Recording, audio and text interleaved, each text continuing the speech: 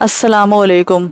عام طور پر خواتین کو صنف نازک سمجھے جانے کی وجہ یہ قرار دی جاتی ہے کہ یہ مشکل حالات کا سامنا نہیں کر سکتی جو کسی بھی خفیہ مشن کو انجام تک پہنچانے کے لیے ضروری ہوتا ہے، لیکن یہ بات بھی ریکارڈ پر موجود ہے کہ جاسوسی کے مشکل کام کو ایک ایڈونچر سمجھنے والی خواتین نے نہ صرف اپنے مقاصد کے اصول اور مشن کو پایہ تکمیل تک پہنچانے کے لیے جان توڑ کوشش کی بلکہ اپنا نام تاریخ میں درج کروانے میں بھی کامیاب رہیں۔ آج ہم آپ کو تاریخ کی چند ایسی ہی نڈر خواتین سے متعارف کروائیں گے جنہیں آپ شاید پہلے نہیں جانتے ہوں گے، تو ویڈیو کو اینڈ تک ضرور دیکھیں تاکہ آپ کے نالج میں بھی اضافہ ہو۔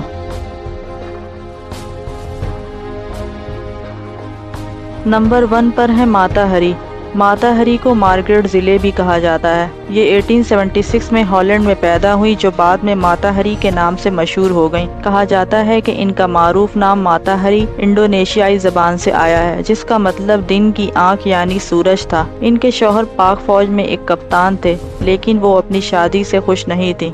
انہیں اپنی شادی کی وجہ سے بہت سی تکلیفوں کا سامنا کرنا پڑا۔ 1905 میں انہوں نے اپنی شخصیت کو بدلنے کا فیصلہ کیا جس کے لیے ضروری تھا کہ وہ اپنے پاؤں سے شادی کی زنجیر اتار پھینکیں۔ ایک عرصہ قبل اس خاتون نے یورپ کے دارالحکومتوں کو اپنے قدموں میں جھکائے رکھا۔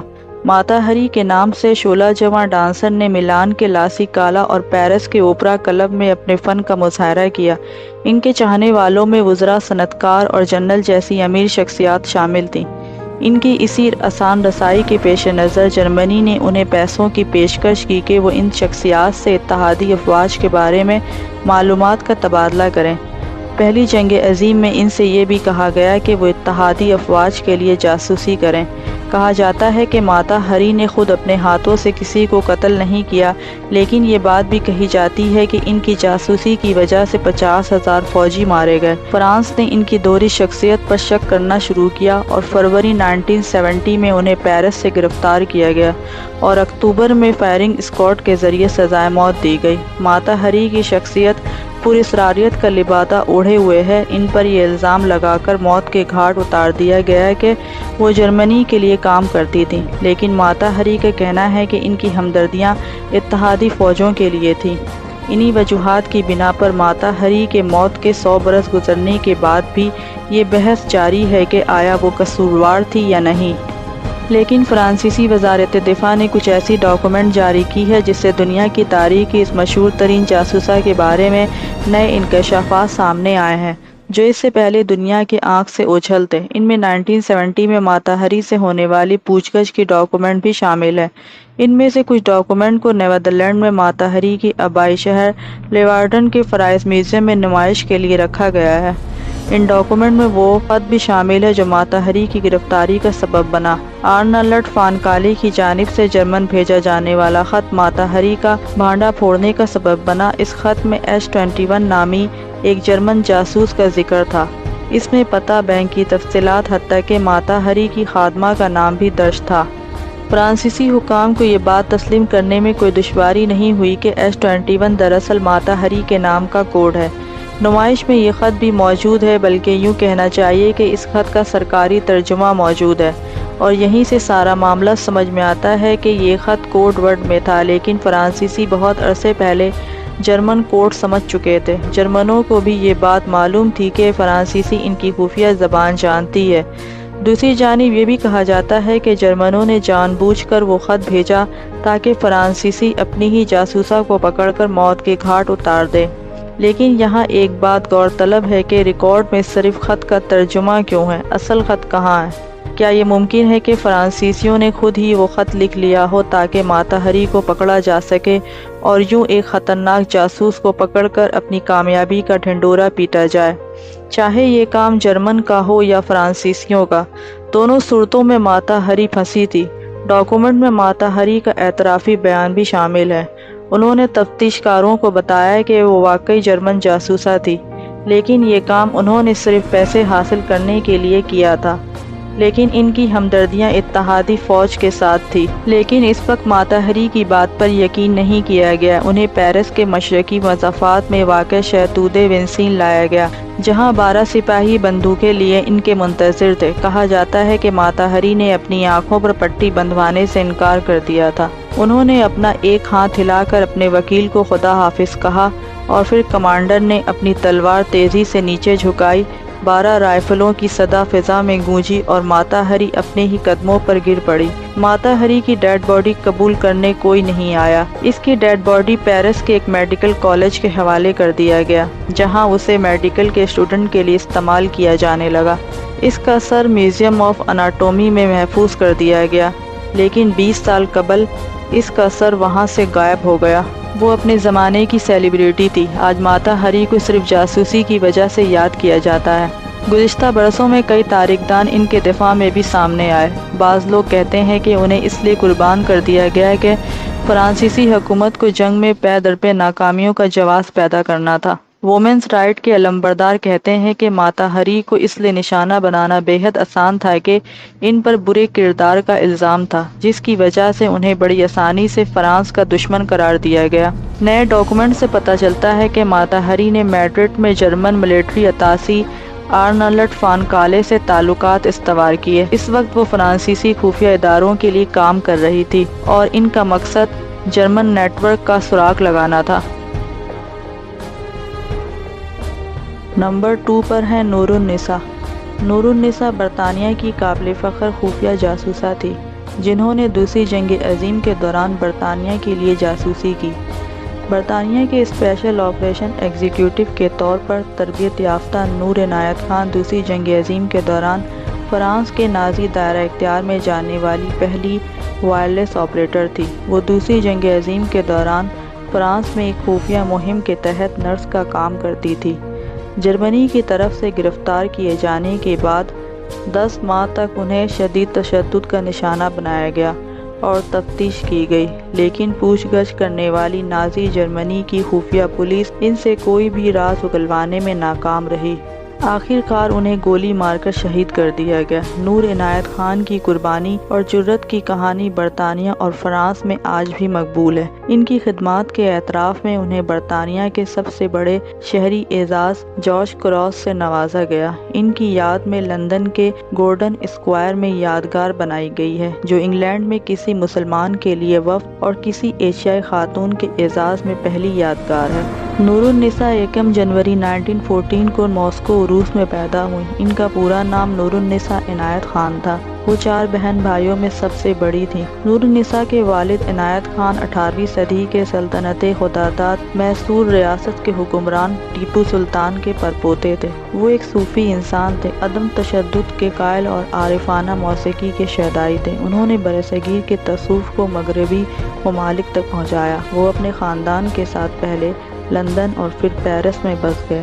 نور کی دلچسپی بھی ان کے والد کی طرح مغربی ممالک میں اپنے فن کو آگے بڑھانے کی تھی۔ نور موسیقار بھی تھی اور انہیں ستار بجانے کا شوق تھا۔ انہوں نے بچوں کے لیے کہانیاں بھی لکھیں اور کہانیوں پر ان کی ایک کتاب بھی چھپی تھی۔ پہلی جنگ عظیم کے فوراً بعد ان کا خاندان ماسکو سے لندن، انگلستان آ گیا، جہاں نور کا بچپن گزرا۔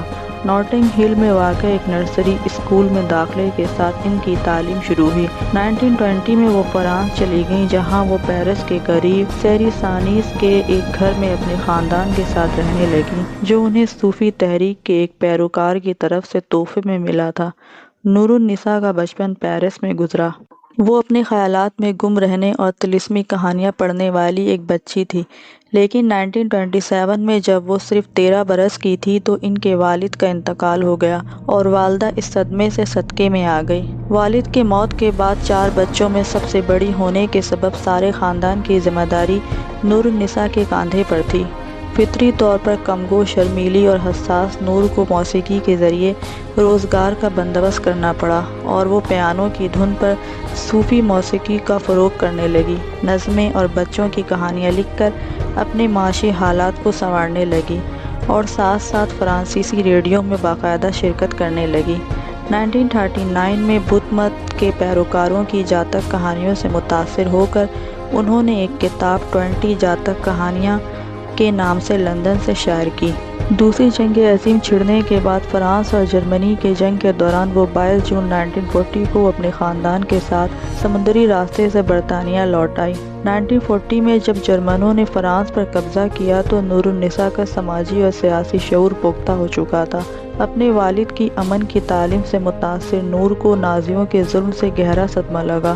وہ سمجھتی تھی کہ اب والد کی طرح محض عدم تشدد پر یقین رکھنے اور صوفیانہ موسیقی میں گم رہنے سے کام نہیں چلے گا، بلکہ حالات عملی اقدام کا تقاضا کر رہے ہیں۔ ریڈیو اور وائرلیس کی ٹیکنیک سے پہلے ہی شناخت تھی، اس لیے جرمنوں کے خلاف تحریک مزاحمت میں خفیہ پیغام رسائی کا میدان چنا۔ 19 نومبر 1940 کو وہ خواتین کے ضمنی ایئر فورس WAAF میں کلاس 2 ایئر کرافٹ آفیسر کے طور پر شامل ہوئیں، جہاں انہیں وائرلیس آپریٹر کے طور پر تربیت کے لیے بھیجا گیا۔ یہ بات قابل توجہ ہے کہ نور عنایت خان جرمنوں کے خلاف کام کرنے والی پہلی خاتون ریڈیو آپریٹر تھی۔ ان کے اعلیٰ افسران میں خفیہ جنگ کے لیے ان کے بارے میں مخلوط رائے بنی اور یہ محسوس کیا گیا کہ ان کی تربیت ابھی نامکمل ہے، لیکن فرانسیسی زبان کی اچھی معلومات اور بولنے کی صلاحیت کے سبب انہوں نے اسپیشل آپریشن گروپ کی توجہ حاصل کر لی، جس کے نتیجے میں انہیں وائرلیس آپریشن میں تجربہ کار ایجنٹوں کے زمرے میں ایک بہترین امیدوار کے طور پر پیش کیا گیا۔ پھر وہ بطور جاسوس کام کرنے کے لیے تیار کی گئیں اور جون 1943 میں انہیں جاسوسی کے لیے ریڈیو آپریٹر بنا کر فرانس بھیجا گیا۔ ان کا کوڈ نام میڈیلن رکھا گیا۔ وہ بھیس بدل کر مختلف جگہ سے پیغام بھیجتی رہیں، بعد میں ایک نرس کے طور پر فزیشین نیٹ ورک میں شامل ہو گئیں، جس کے بعد جرمنی کے سیکیورٹی سروس کی طرف سے انہیں گرفتار کر لیا گیا۔ وہ دوسری جنگ عظیم میں پہلی ایشین خفیہ ایجنٹ تھیں۔ نور النساء دوسری جنگ عظیم کے دوران ونسٹن چرچل کے قابل اعتماد لوگوں میں سے ایک تھیں۔ انہیں خفیہ ایجنٹ بنا کر نازیوں کے قبضے والے علاقے فرانس بھیجا گیا تھا۔ نور پیرس میں 3 ماہ سے زائد عرصے تک کامیابی سے اپنا خفیہ نیٹ ورک چلایا اور نازیوں کی معلومات برطانیہ تک پہنچاتی رہی، لیکن ایک کامریڈ گرل جو ان سے حسد کرتی تھی، اس کی مخبری پر وہ پکڑی گئی، جس پر پیرس میں 13 اکتوبر 1943 کو انہیں جاسوسی کرنے کے الزام میں گرفتار کر لیا گیا۔ اس دوران خطرناک قیدی کے طور پر ان کے ساتھ تشدد آمیز سلوک کیا جاتا رہا۔ اس دوران انہوں نے 2 بار جیل سے فرار ہونے کی کوشش کی لیکن ناکام رہی۔ 11 ستمبر 1944 کو انہیں اور ان کے 3 ساتھیوں کو جرمنی کے ڈاگ کیمپ لے جایا گیا، جہاں 13 ستمبر 1944 کی صبح چاروں کے سر پر گولی مارنے کا حکم سنایا گیا۔ سب سے پہلے نور کو چھوڑ کر ان تینوں ساتھیوں کے سر پر گولی مار کر قتل کیا گیا، تاکہ نور کو ڈرایا جائے اور وہ جن معلومات کو جمع کرنے کے لیے برطانیہ سے آئی تھی وہ بتا دے، لیکن انہوں نے کچھ نہیں بتایا، بلکہ ان کے سر پر بھی گولی مار کر قتل کر دیا گیا۔ اس کے بعد سب لاشوں کو جلا کر ایک خفیہ ڈچ جیل میں دفن کر دیا گیا، جو بعد میں 1958 میں دریافت ہوا۔ موت کے وقت اس کی عمر 30 سال تھی۔ جب نور کو گولی مار دی گئی تو ان کے ہونٹوں پر آخری الفاظ آزادی تھا۔ برطانیہ کے پوسٹل سروس رائل میل کی طرف سے قابل ذکر لوگوں کی سیریز میں نور کی یاد میں ڈاک ٹکٹ جاری کیے گئے۔ لندن میں ان کے تانبے کا مجسمہ لگایا گیا۔ یہ پہلا موقع ہے جب برطانیہ میں کسی مسلم یا پھر ایشیائی عورت کا مجسمہ لگایا گیا۔ نمبر 3 پہ ہے شارلٹ کورڈی۔ شارلٹ کورڈی کا تعلق اشرافیہ سے تھا۔ اس کا تعلق گیرونن سے تھا۔ شارلٹ کورڈی نے انقلاب فرانس میں باقاعدہ شمولیت اختیار کی، جو کہ انقلاب فرانس کی اعتدال پسند شاخ تھی۔ یہ تنظیم بادشاہت کے خاتمے کے حق میں تو تھے لیکن انقلاب میں شدت کے حامی نہیں تھے۔ شارلٹ نے ران پال مرات کو قتل کیا تھا، جو جیکوبن گروپ کے ایک سینٹر رکن تھے، جس کی شارلٹ مخالف تھی۔ اس گروپ میں شدت پسند سوچ رکھنے والے انقلابی شامل تھے اور ان شدت پسندوں کی وجہ سے دہشت کا دور شروع ہوا، جس کی وجہ سے 16,500 سے زیادہ افراد کو قتل کر دیا گیا۔ شارلٹ نے باتھ روم میں مرات پر چاقو سے وار کیا۔ وہ وہاں تک کیسے پہنچی؟ بظاہر مرات کو جل کا مرض لاحق تھا اور ان کے لیے غسل لیتے وقت کسی مہمان سے ملاقات کرنا غیر معمولی بات نہیں تھی۔ شارلٹ کو موقع سے گرفتار کر لیا گیا اور مقدمے میں انہوں نے کہا کہ ایک آدمی کو مار کر ہزاروں افراد کی جان بچائی۔ اس واقعے کے 4 دن بعد انہیں سزائے موت دے دی گئی اور اس وقت ان کی عمر 24 برس تھی۔ نمبر 4 پر ہے شی جن کوئی۔ شی جن کوئی کا اصل نام شیگولن تھا، لیکن شیگولن کے بجائے انہوں نے شی جن کوئی کے نام کا انتخاب کیا، جس کے دونوں الفاظ کا مطلب تلوار اور دوبارہ ابھرنا ہے۔ انہوں نے اپنے والد کی موت کا انتقام لینے کی ٹھان لی۔ ان کے والد کو 1905 میں اس وقت کے جنگی سردار سن چن فانگ نے سرقلم کر دیا تھا۔ اس واقعے کے 10 برس بعد جب سن چن فانگ ریٹائر ہوئے اور بت مت بن گئے تو شی جن کوئی نے ان کو ڈھونڈ کر اس وقت ان کے سر میں گولی مار کر قتل کر دیا جب وہ مندر میں عبادت کر رہے تھے، لیکن وہ جائے وقوع سے بھاگنے کی بجائے رکی رہی اور قریب موجود لوگوں سے اپنے اقدام کا اعتراف کیا، اور یہ ان کے آئندہ کے جامع منصوبہ کا حصہ تھا تاکہ میڈیا اور عوام کی ہمدردی حاصل کر سکے۔ ایک اعلیٰ عدالتی کیس میں قتل کو دوسرے کے والدین کے احترام کی بنیاد پر معاف کر دیا گیا۔ اس کی موت 1979 میں ہوئی۔ نمبر 5 پر ہے پینولپی۔ اسرائیلی خفیہ ایجنسی موساد کی ایجنٹ پینولپی کو اریکا چیمبر کے فرضی نام سے بھی جانا جاتا ہے۔ اس نے فلسطینی گروپ بلیک سپتمبر کے رہنما علی حسن سلامی کے قتل میں کردار ادا کیا، جو 1972 کے میونخ اولمپک میں 11 اسرائیلی ایتھلیٹس کے اغوا اور قتل میں ملوث تھے۔ میونخ میں ہونے والے ہلاکتوں کے جواب میں اسرائیلی وزیراعظم نے آپریشن کی منظوری دی، جس کے تحت موساد کے ایجنٹ کو بلیک سپتمبر کے اراکین کی تلاش اور انہیں اپنے کیے پر سزا دینی تھی۔ قتل کی 5 ناکام کوششوں کے بعد سلامی بالآخر 4 محافظوں سے قتل کر دیے گئے۔ 1979 میں لبنان کے دارالحکومت بیروت میں ان کے اپارٹمنٹ کے باہر بم دھماکے کے نتیجے میں ان کی موت واقع ہوئی۔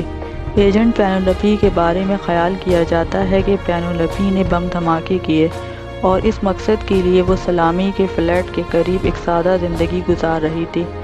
دھماکے کے بعد ایجنٹ پینولپی غائب ہو گئی، لیکن اپنا سامان پیچھے چھوڑ گئی، جس میں اریکا چیمبر کے نام سے ایک برٹش پاسپورٹ بھی تھا۔ Subscribe now and press the bell icon. Never miss an update. Subscribe now and press the bell icon. Never miss an update.